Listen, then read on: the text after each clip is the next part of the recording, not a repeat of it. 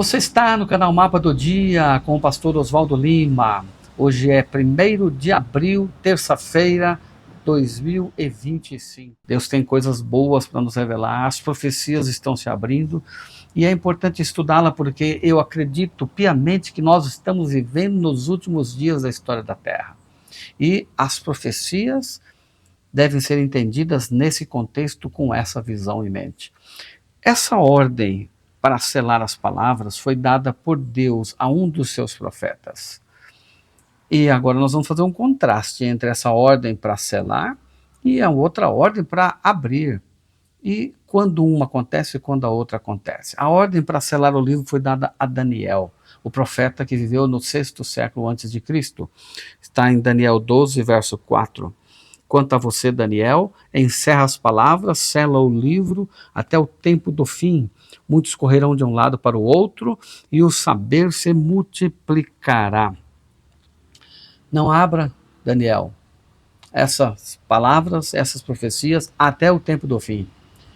E o saber se multiplicará. Muitos têm aplicado essa ideia de saber se multiplicar ao crescimento da ciência, ao avanço da humanidade, às descobertas na área de saúde, à ida do homem ao espaço. Mas não é disso que o texto está falando. A profecia deveria ser selada. Então, o saber se multiplicaria ao longo do tempo e até o tempo do fim. A ordem era para abrir agora. Apocalipse 22, verso 10, disse-me ainda: não cele as palavras da profecia deste livro, porque o tempo está próximo.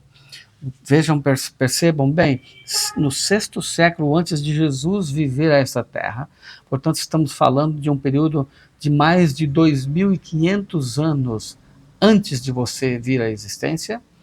A ordem para Deus, a ordem de Deus para o profeta Daniel é: sela, não fale sobre isso até chegar o tempo do fim. Mas quando chega o ano 100 da nossa era, Deus dá uma outra visão, um outro livro, que é o livro de Apocalipse, e ordena para o profeta: não celes as palavras desse livro, porque o tempo está próximo. As palavras da profecia deste livro, porque o tempo está próximo. Então nós encontramos aqui agora um descortinar. A ideia é que Daniel fala sobre o tempo do fim, mas somente João vai entender algumas coisas que Daniel não pôde entender e que Deus disse: não se preocupe, isso pertence ao tempo do fim.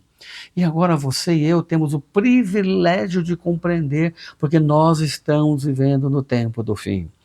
O assunto em questão é o próprio livro de Daniel. Este conhecimento que aumentaria repentinamente é o conhecimento a respeito do livro do profeta Daniel. E para que a gente possa entender bem Daniel, a gente tem que estudar Apocalipse.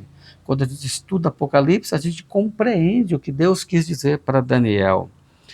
Agora, essa compreensão do livro aumentou rapidamente depois que se cumpriu a profecia de 1260 anos, cujo período terminou em 1798. Essa profecia que foi dada a Daniel, dos 1260 anos, e que em Apocalipse explica certinho como ela se desenvolveu, é explicada aqui agora. E começam a estudar grandes teólogos e estudiosos da Bíblia, e um deles foi Guilherme Miller, cujas pregações inauguraram o grande movimento do advento do século XIX, porque esses pregadores compreenderam Jesus está voltando, erraram em marcar uma data, mas não erraram em conhecer profundamente essa profecia. E depois desse grande desapontamento, surge o movimento remanescente da Igreja Adventista do 7º dia, que é a que prega as 3 mensagens angélicas. O conhecimento do livro de Daniel aumentaria, e aumentou, e um povo começa a estudar as profecias do livro de Daniel e de Apocalipse, e surge o movimento do advento, que é o movimento da Igreja Adventista do Sétimo Dia. O nascimento do movimento mundial adventista foi o cumprimento da predição de Daniel de que, no tempo do fim, o saber se multiplicaria. Pense nesta responsabilidade que nós temos hoje de ampliar as fronteiras, levar pessoas ao conhecimento da palavra de Deus, e apesar do conhecimento ter aumentado tanto, de ter surgido o movimento adventista, ainda existem muitas pessoas na escuridão, ignorando o fato de que não vamos julgar a salvação de nenhuma pessoa, seja de qual igreja que ela participe. Deus pode salvar pessoas em todos os lugares, em todos os movimentos, mas Deus tem um movimento específico, com um chamado, para que você, dentro da cristandade, possa clarear a mente de pessoas que ainda não têm uma visão dos últimos eventos. Aí nós temos verdades para esclarecer. Por exemplo, o sábado foi trocado pelo domingo, um dia pagão, e a maioria da cristandade adora a Deus, vai à igreja no dia do domingo, ignorando o sábado como selo do Deus vivo. O homem morre e as pessoas acreditam que não morre, que a alma deles continua viva e que ao morrer vai direto para o céu. É uma outra verdade que a gente precisa explicar, uma outra questão para esclarecer a verdade do estado dos mortos. Então veja que nós vivemos uma época especial, com uma responsabilidade muito grande sobre nós, de evangelizar e mostrar o conhecimento da palavra a cada dia.